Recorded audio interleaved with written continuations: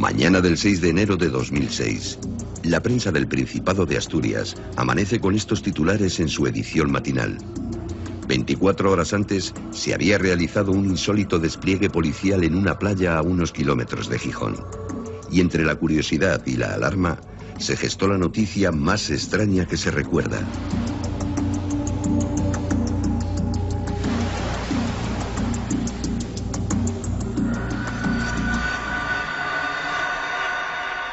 Recibimos una llamada un tanto extraña de una persona que decía que había visto un submarino muy pequeño y que estaba varado en una zona de un acantilado del municipio de Gozón. Nos acercamos hasta allí y justo cuando ya estábamos nosotros allí, pues llegó también personal de la Guardia Civil de allí del municipio de Gozón.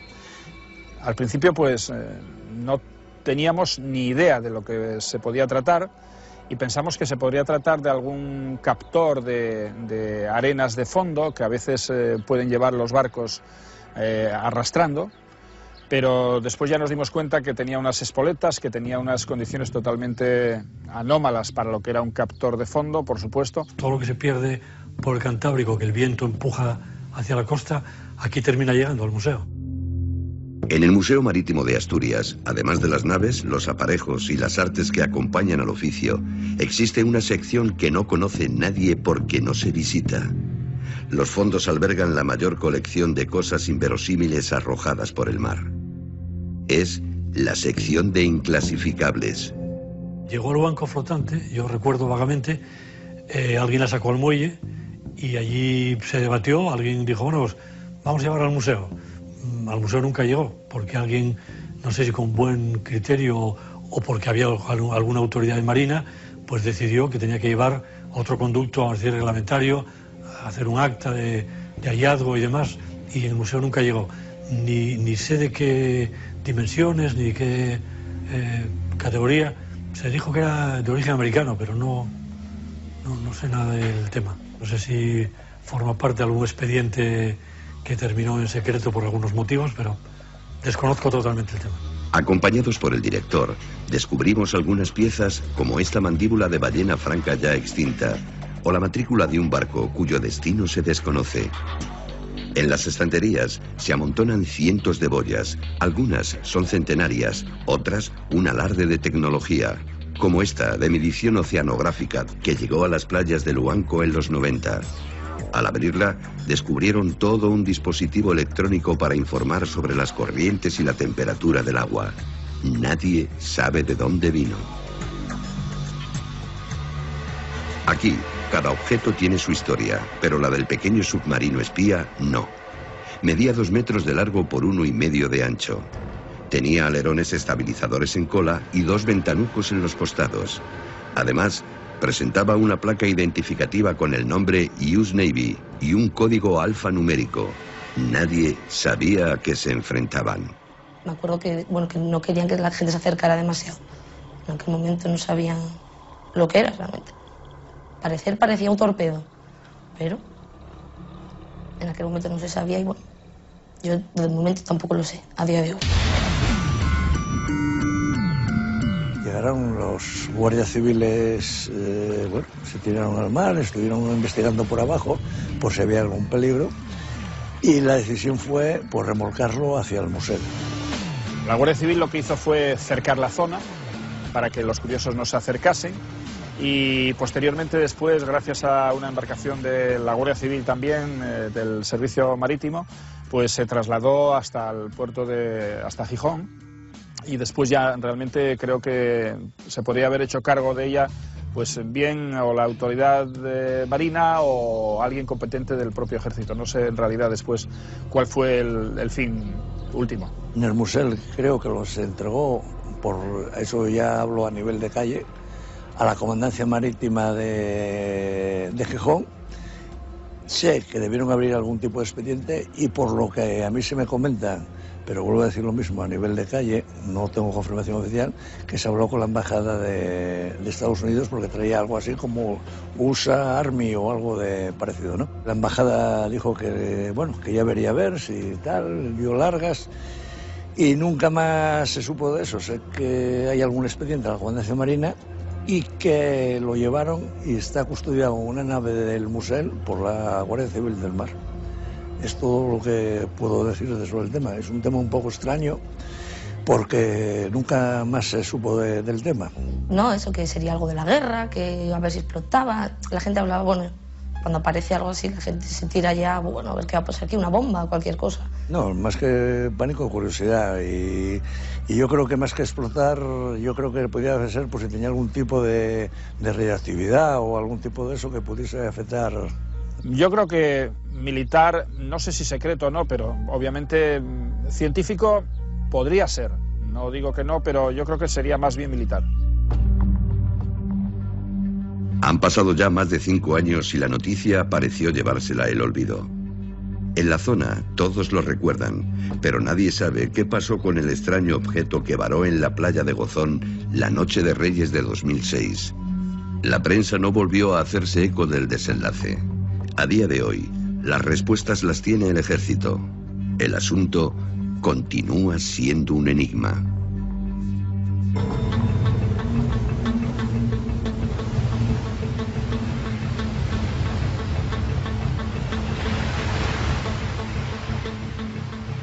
Pues en algún oscuro almacén debe estar este extraño artefacto encontrado en las inmediaciones de Gozón, en Asturias.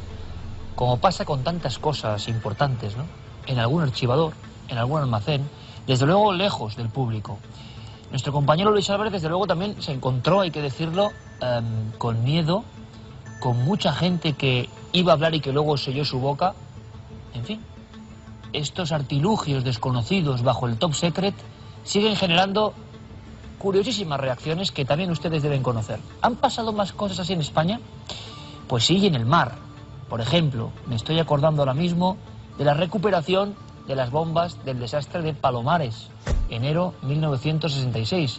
Eran objetos casi secretos, fuera de control, que nadie sabe por qué no estallaron, que de haberlo hecho se calcula en quizá 700.000, 1 millón de personas, las posibles víctimas en la costa de Almería, en toda esa zona del Levante español. La recuperaron y no supimos nada más. Alguna queda en algún museo. Pero ha habido cosas más extrañas que rápidamente han sido ensombrecidas a nivel de noticia. Se dijo algo y se callaron todas las voces. Santi Camacho nos lo va a contar. Santi, buenas noches. Buenas noches, sí que. Empezamos en Caños de Meca y en 1996. Pues en 1996 toda la comarca que incluye Barbate, Caños de Meca, estaba muy revuelta porque había un proyecto, que luego se llevó a cabo, de instalar un polvorín militar en un lugar llamado El Retín.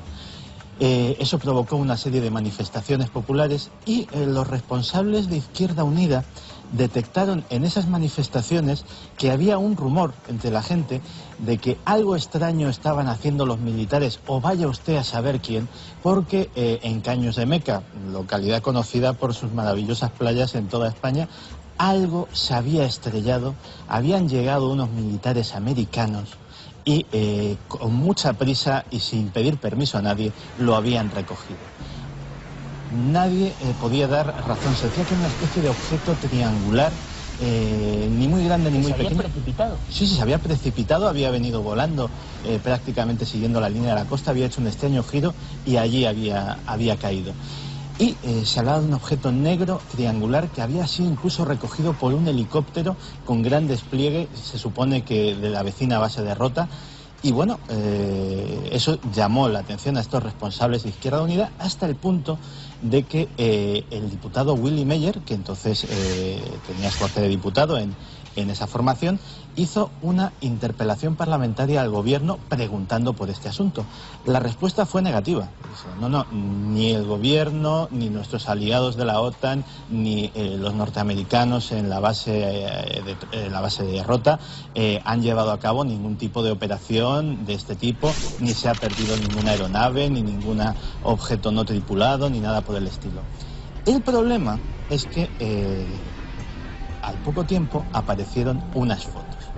Porque claro, todo esto sucede en medio de un montón de gente. Es decir, no es algo que ni siquiera sucede de noche, sucede a plena luz del día Y hay un fotógrafo aficionado que toma desde cierta distancia, pero perfectamente nítidas, una serie de instantáneas del helicóptero, de los militares, de todo el operativo, incluso de la gran cantidad de curiosos que había apostado. Hubo decenas de testigos que vieron la llegada y colisión de ese, o aterrizaje forzoso de esa aeronave triangular oscura. Y ya, lógicamente, en ese momento, pues esa negativa quedó en bastante mal lugar.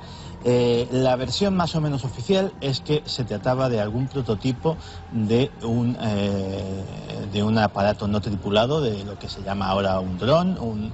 Los Predators son los más famosos y los que operan, y alguna primera versión de aquello que estaba haciendo algún vuelo de prueba, y bueno, como no estaba todavía completamente perfeccionado, pues así terminó. Y esta es la curiosa historia de lo que se ha venido a llamar el Roswell de Barbate. ¿Y dónde está ese artefacto, ese objeto? Nadie lo sabe, porque efectivamente, si algo queda sumamente claro, es que el personal que lo recogió era íntegramente norteamericano. Y seguimos en Cádiz. Sí, Cádiz, claro, por su situación geoestratégica principal y clave, ha sido escenario de no recuperación de objeto, pero sí como deambular o pasearse de artefactos completamente desconocidos. Esta historia es maravillosa, se ensombreció de inmediato. Nos vamos a junio de 1980, Santiago, la historia de unas huellas. Pues sí, 27 de junio del 80, Barbate, Cádiz. Esta historia además se la debemos a alguien a quien admiramos mucho en este equipo, que es Juan José Benítez, que prácticamente por casualidad, hablando con un submarinista, Ildefonso Rubio Varo, que trabajaba como buzo para la Almadraba de Barbate. La Almadraba es una especie de instalación de telaraña de redes con anclas, con postes, con una serie de instalaciones muy complicadas para que entren los atunes y se queden. Es un método que viene desde los fenicios de pescar atunes. Pues revisando toda esa instalación, ese día Ildefonso se encontró con algo que no olvidaría en su vida y que en su larga carrera como submarinista no había visto cosa igual. Y es que estaba pues revisando una gran ancla que sirve para anclar todo aquello, cuando reparó en unas huellas en el lecho marino. Huellas como de un vehículo oruga o algo parecido, en forma de pequeñas medias lunas, en dos tandas separadas, cada una de ellas por 3 o 4 metros, es decir, estamos hablando de algo de un tamaño importante, por lo menos con esa envergadura de 3 metros, y que lo que más le impactó es que aquello tenía inteligencia. Como hemos dicho, la Almadraba submarinamente es un verdadero laberinto, pues aquello la atravesaba limpiamente, sorteando todos los obstáculos sin rozar. ¿Entraba por la Almadraba el artefacto? Hasta el punto de que una de las redes principales de la Almadraba, las huellas pasan por debajo, es decir, que tuvo que pasar el objeto justo mientras se estaba calando esa red, porque también hay que tener en cuenta que, lógicamente, las huellas en el lecho marino no aguantan mucho, estamos hablando de horas máximo. Huellas que tenían, él se molestó en bajar hasta el lecho, estábamos a 47 metros de profundidad, una profundidad considerable, tocarlas y llegar a la conclusión de que aquello tenía pues algo menos de un palmo de profundidad. Estamos hablando de algo que dejó profundas huellas. Y bueno, esta es la historia que el submarinista le contó a Juan José Benítez, él la hizo saber.